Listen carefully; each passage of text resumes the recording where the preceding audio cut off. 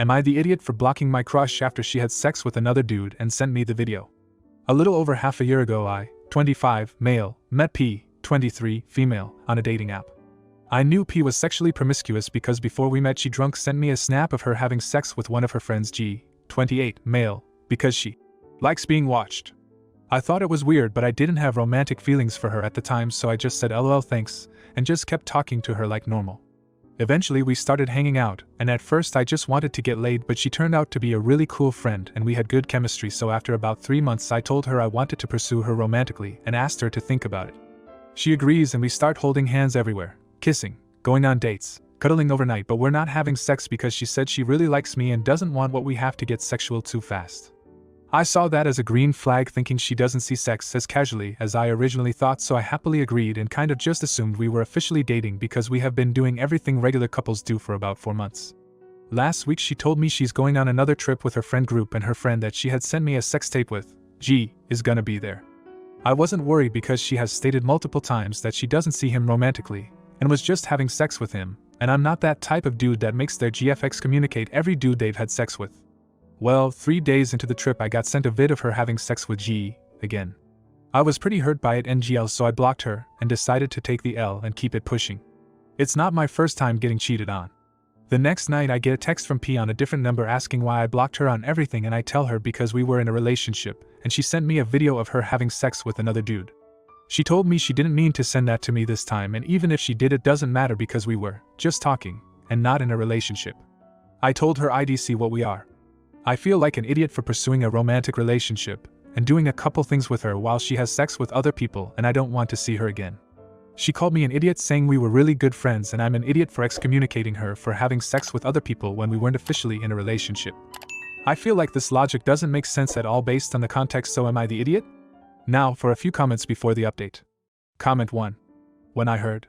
Before we met she drunk sent me a snap of her having sex with one of her friends. I knew something was wrong. Not the idiot. But she let you know from the very beginning that she was mental. You then chose to proceed. Comment 2.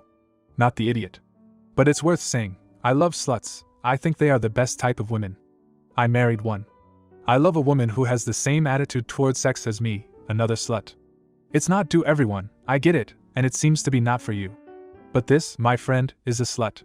She told you, showed you, explained it to you. It's like the whole scorpion and the frog thing, yeah? Comment 3. Not the idiot. But a bit naive I'd say. This chick has red flags all over the place. And even putting that aside, speaking clearly about expectations and whatnot is key to success in any relationship really. You can't just assume you're in a relationship cause you guys act like a couple. Like I get this is kind of a norm cause I've met plenty of people that think, oh we hold hands and kiss in public so I guess we're together. But this line of thinking is just immature. Ick how short you are. But my BF is like 5'8" tops and we've been happily together 9 years now. We met the old-fashioned way, in a bar. Casually saw each other for about 6 months, then discussed our desires for our relationship and that's the moment we became a couple. Just stop making assumptions and carrying experiences from failed relationships/dates to the next person. It's not fair to the new person and you're setting yourself up for failure. Now for the update. I think the majority of the comments were no idiots here but after reading all of the comments, and reflecting on them I'm going to go with the idiot especially for the comments I left in the thread. In my comments I let statistics and data reaffirm my own personal insecurities which led to me indirectly discounting women who date short men as second choices by assuming those men have to settle on them because they are short, which was rude and uncalled for. I also discounted all women and family in general by implying that I can replicate and replace real human relationships with current or future technology which may be true for some people but that doesn't mean it is the right thing to do or appropriate to say. I also think I, 25, male, am the idiot when it comes to the situation with P, 23, female, as well. 5 to 10 years ago I used to be the kind of guy that would automatically dismiss women as relationship potential for any amount of sexual promiscuity. As I've grown older I assumed that my growing acceptance of sexual promiscuity was a sign of maturity for me which is why I stopped caring about things like body count, fetishes, doing OnlyFans etc. This was a mistake seeing that I'm accepting of sexual promiscuity before the relationship but not during which means I'm not truly accepting of it and shouldn't pretend I am despite my efforts to combat that over the years. With P I didn't really care about her sex life before I started developing feelings for her which was why I foolishly ignored a red flag and didn't see a big deal with her, while under the influence of alcohol, sending me a video of her having sex with another dude before I gave my consent. During our relationship, I incorrectly assumed that because of the intimate acts we were performing, our chemistry, and saying she didn't want to rush into sex because she really liked me, that her sexual habits were changing because of our relationship and that she saw us as an actual couple. I also incorrectly assumed that if we're an actual couple, I wouldn't have to set clear boundaries like us remaining exclusive to each other, which is another mistake given the current age. All of these assumptions could have been avoided with a conversation that I should have initiated on my end, which I believe makes me the idiot. I didn't want to seem like a simple person, so the part 1 left out in the post was the money aspect. I do well financially, and while I may not have necessarily been taken advantage of, I probably should have added that as additional context. I was taking her on admittedly extravagant dates and gifts as the relationship progressed. All this being said, I unblocked and called P this morning, telling her that if this is truly a miscommunication issue, I really am sorry. I think my decision to cease contact and no longer date will remain, though not necessarily because I still harbor resentment toward my previous relationships, but because I really think I just don't want to interact with people anymore. After some self-reflection, I realized that over the years I have been molding my career, financial goals, and hobbies to limit interaction with people as much as I can, while contradictorily continuing to invest a lot of time and energy in pursuing women, which doesn't really make sense. I think I'd be healthier if I just stopped altogether. Whether we die with someone or not, we still die, and after some self-reflection, I don't really think there's anything wrong with either outcome anymore. Again, for everyone affected, I really do apologize for being an idiot. Comment 1. I'm voting not the idiot. It honestly seems like she liked the attention you gave her and wasn't interested in you sexually, and turned it back on you when you reacted appropriately to her sending you unwanted porn videos of her with someone else. Should you have asked to be exclusive or been more clear on being romantically interested in her? Sure, but you're not at fault. She's a fuckgirl who liked the attention from you and sex from other people who probably didn't treat her like you did. I don't think you should give up on dating, but stay away from red flags like her. Comment 2. You're the idiot. Major red flags here. Your reaction to the video was extreme, and you're making assumptions without proper communication. You can't expect exclusivity if you haven't clearly defined the relationship. Also, your comments about women and relationships are toxic and dismissive. Don't generalize and label women based on their sexual history. Learn from this experience and work on your communication skills and understanding of healthy relationships. Blocking her without a proper conversation was immature. It's essential to express your feelings and set boundaries rather than resorting to extreme actions. Consider seeking therapy to address your insecurities and learn how to have healthier relationships. And don't give up on dating. Instead, focus on personal growth and self-improvement. Comment 3. Not the idiot, but it's concerning that you're writing off all relationships over what seems like either not setting boundaries or miscommunication. You don't need to be in a relationship, I agree. Some of the clarifying comments you made, though, feel borderline in self-forchan. You're in your early 20s. Dating has a learning curve.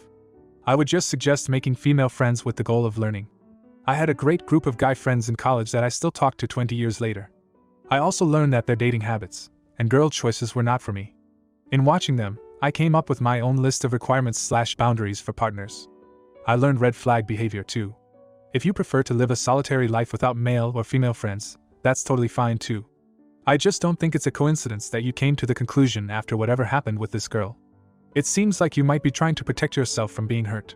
And isolating is detrimental if it's really not how you want to live. Source: I avoided all physical touch for several years. Now, for the next story. Am I the idiot for not wanting to celebrate my brother's recovery because he was driving while drunk?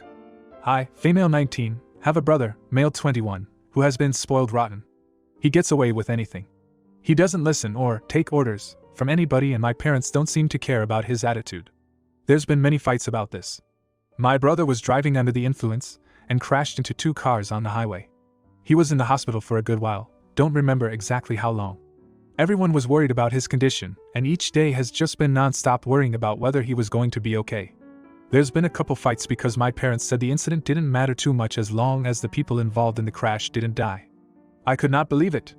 Well, he was able to recover, and my parents wanted to throw a party to celebrate his recovery. I was happy he was okay, but I have no sympathy for drunk drivers. My childhood friend died from a drunk driving accident, and I had to go into therapy. I had a problem with this because it felt like they didn't care that 2 people got hit. I voiced this opinion and I got crucified, basically. My parents said I was a bad sister for not being happy for my brother. I said I was happy, but it's like they didn't even care, and the reason he's allowed to get away with poop like this is because they keep filling his thick head with delusions. I'll admit, I got a tiny bit emotional because I remembered my friend's death, so I just went to my room and slammed the door. My dad came banging on my door yelling, "I hope you're freaking happy."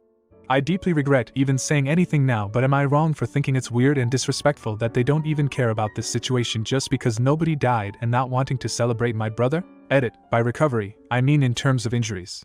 Second edit. As far as I know, my brother's been charged. I'm currently on the way to my boyfriend's house now because I can't stand my family. Now for a few comments before the update.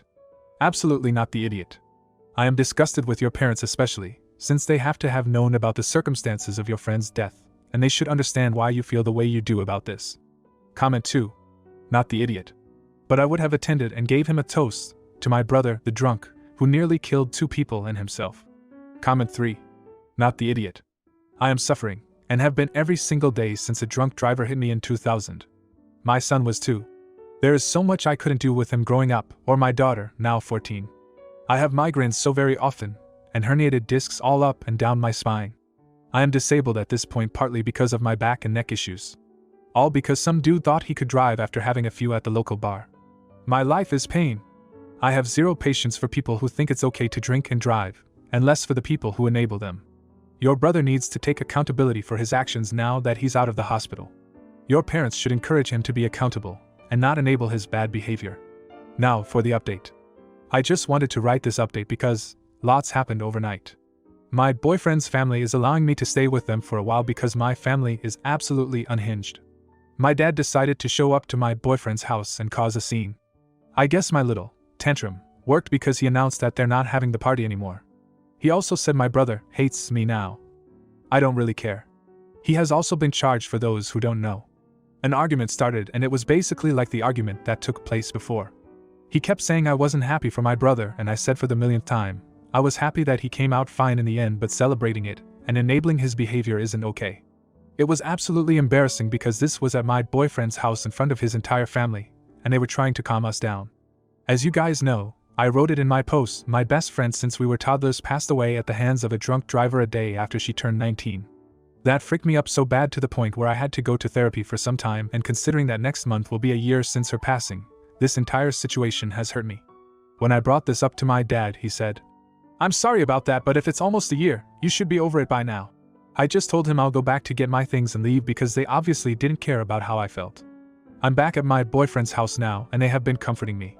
Nothing hurt me more than my dad telling me to just get over my friend's death because I've known her for my whole life. Anyway, this is just how things are so far. I blocked my parents and brother on everything. Now that I've calmed down a bit and I have tons of support, I feel a little relieved. June 18th would have been her 20th birthday and June 19th will be a year since some heartless monster took her life away, so I'm making both days all about her even though she's not physically here with me. Thanks everyone for the amazing replies. Couldn't reply SMH. I sympathize with everyone who has lost a loved one / gotten injured because of idiots who think it's acceptable to drink and drive. I love all of you and I know my friend is rooting for me from above. Comment 1. Less than a year and you should be over it? Are you freaking serious? I'm never going to not be upset about his passing when I think about my brother. And I'm deep in my 40s, he passed 2 years ago. And I know a lot of people who have lost someone as close as you were to your friend. Some of them lost that someone decades ago, and it still hurts when they think of them. You will move on from it, but it's probably always going to hurt. And there is absolutely nothing wrong with that. It's completely normal. I'm sorry about your family. It's seriously freaked up when people, especially parents, enable addiction instead of intervening to help. And to have the gall to come to your boyfriend's house to yell at you is kind of unhinged. Comment 2. You're the idiot. Honestly, your brother made a mistake and you're acting like he committed the worst crime imaginable. People mess up, but that's life. Your parents want to celebrate his recovery, and you should be supporting that. Everyone has moved on from the accident, and you should too. Sure, drunk driving is bad, but people deserve second chances and to be forgiven. You're overreacting by refusing to celebrate his recovery and causing drama with your family. It sounds like you're making this all about you and your feelings, rather than thinking about what's best for the family as a whole. Maybe you need to grow up and realize that the world doesn't revolve around you. You should be happy your brother is alive and support him instead of acting like this. Grow up, move on, and support your family. Comment 3. I'm so sorry your family is acting this way. Soak up the love from your boyfriend's family. Everyone grieves differently. I've lost many people in my life, some losses have taken years. You take all the time you need to heal. Just as long as you're not dwelling on it, you're fine. I'm so glad you have your boyfriend and his family to support you. I'm thankful your brother is being charged. Hopefully he will have consequences and maybe learn from them. Then the original poster responded with, I'm glad too. Sometimes I feel like I'm just a burden on my boyfriend's family, but they don't care and have been treating me like the family I deserve to have. Each day still feels painful, but my friend wouldn't want me to cry every day knowing she's at peace. If you like this video, you'll probably like these too. Also, while you're here, please consider subscribing. It's your support that keeps this channel alive and allows me to make better and longer videos. Have a great day.